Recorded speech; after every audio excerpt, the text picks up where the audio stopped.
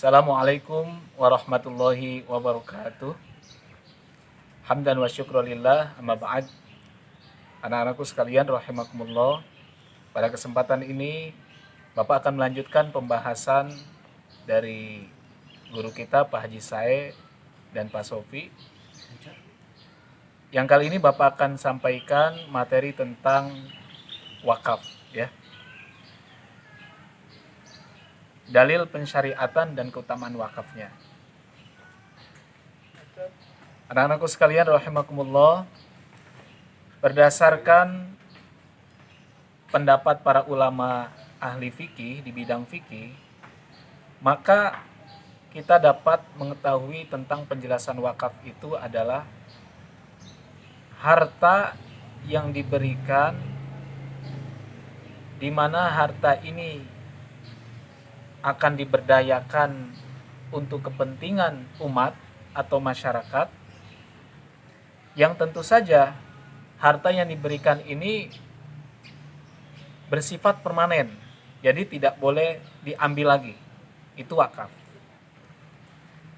Dan juga bagi pengelolanya tidak boleh harta wakaf ini dijual belikan, ya.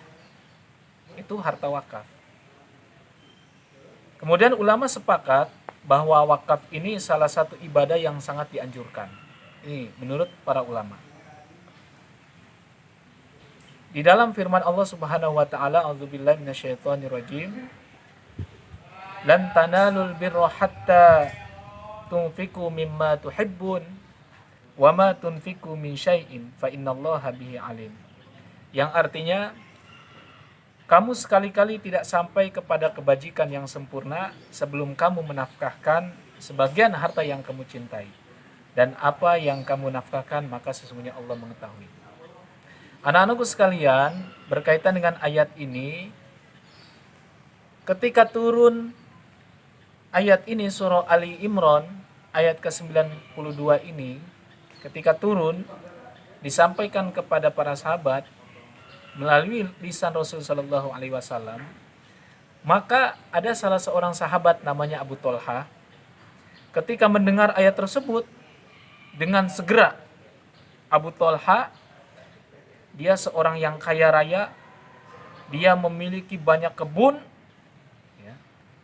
Dan ketika mendengar ayat ini, segera Abu Tolha ini mewakafkan kebun kurmanya, ya. Kebun Bayruha, yang mana kebun ini paling dicintai oleh Abu Tolha. Langsung diwakafkan, coba. Langsung diwakafkan, dan seketika itu ketika Rasulullah SAW mendengar bahwa Abu Tolha mewakafkan kebun kurmanya, Nabi pun, Rasulullah pun langsung mengapresiasi, ya, apa yang dilakukan oleh Abu Tolha ini. Bahkan beliau, Rasulullah SAW, bersabda kepada Abu Tolha dan kepada para sahabatnya bahwa bagus sekali apa yang dilakukan oleh Abu Tolha ini.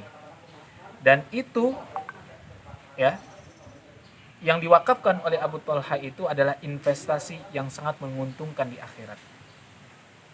Anak-anakku sekalian yang dimuliakan Allah, selanjutnya keterangan yang lain dalam sabda yang lain, Rasul Shallallahu Alaihi Wasallam juga pernah bersabda, An Abi Hurairah radhiyallahu anna Rasulullah sallallahu alaihi wasallam qol, dari hadis ini dari Abu Hurairah radhiyallahu bahwa Rasul sallallahu alaihi wasallam pernah bersabda, idza matal insan, saya yakin ini hadisnya sangat populer di tengah-tengah masyarakat kita. Idza matal insan, ketika anak Adam itu meninggal atau wafat atau mati, in qata'a anhu amaluhu, maka terputuslah amalnya, illa min thalathin, kecuali 3 perkara. Apa 3 perkara itu? Sodakotin jariyatin, ya, sodako jariyah, au ilmin yuntafa'u bih, atau ilmu yang bermanfaat, au waladin solihin yad'ulah, atau anak yang soleh yang mendoakan kedua orang tuanya. Berdasarkan hadis ini, posisi wakaf itu di mana? Nah, posisi wakaf itu ada di posisi yang pertama. Jadi ketika anak Adam atau manusia itu meninggal, maka ada amalan, 3 amalan yang tidak akan terputus, ya. Kebaikannya, pahalanya mengalir bahkan ketika dia sudah berada di alam kubur, ya. Salah satunya adalah sodako jariyah. Nah, para ulama sepakat sodako jariyah yang dimaksud di sini adalah, kebanyakan ulama mengatakan bahwa sodako jariyah ini adalah wakaf, ya. Lantas harta wakaf yang bagaimana yang bisa diwakafkan? Jadi harta yang bisa diwakafkan itu bisa dimanfaatkan, yang pertama bisa dimanfaatkan untuk kemaslahatan umat, ya. Contohnya mewakafkan sebidang tanah untuk masjid, itu bisa. Mewakafkan sebidang tanah untuk perkuburan, pemakaman umat Islam, itu wakaf. Atau sebidang tanah untuk dibangun musola atau dibangun MCK, dibangun apalagi untuk kemaslahatan umum lah hartanya, harta wakaf. Kemudian harta wakaf juga harus tidak boleh habis pakai harta wakaf itu, ya. Jadi tidak boleh mewakafkan barang yang habis pakai, tidak boleh. Jadi harus wakaf yang tidak habis pakai, seperti tanah, ya, ya, dan lain-lain yang tidak habis pakai. Kemudian anak-anakku sekalian yang dimuliakan Allah Subhanahu wa taala, selain ada syarat bagi harta wakaf, ini juga ada syarat bagi pengelola wakaf. Pengelola wakaf menurut peraturan pemerintah dan menurut keterangan para ulama itu harus dalam bentuk yayasan. Jadi tidak boleh mewakafkan sebidang tanah pada perorangan, tidak boleh. Jadi harus dalam bentuk yayasan. Yang mana yayasan itu memang bergerak di bidang wakaf, ya. Di pemerintah pun sekarang banyak, ya, yang mengelola di beberapa lembaga wakaf juga ada, yang swasta juga ada, ya. Nah, dalam kesempatan yang baik ini, sebelum Bapak tutup, Bapak simpulkan bahwa wakaf ini bisa mengantarkan kita insya Allah ke surga, ya. Oleh karena itu kita jangan bermalas harus jadi orang kaya. Kenapa harus jadi orang kaya, khususnya kaya harta? Agar kita bisa menjadikan bekal harta ini untuk ke surga, ya, bisa bertemu dengan Allah.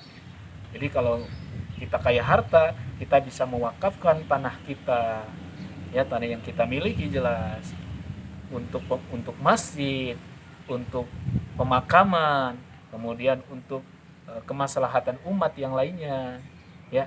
Boleh ke wakaf Al-Quran? Boleh, kan Al-Quran juga tidak habis pakai, ya.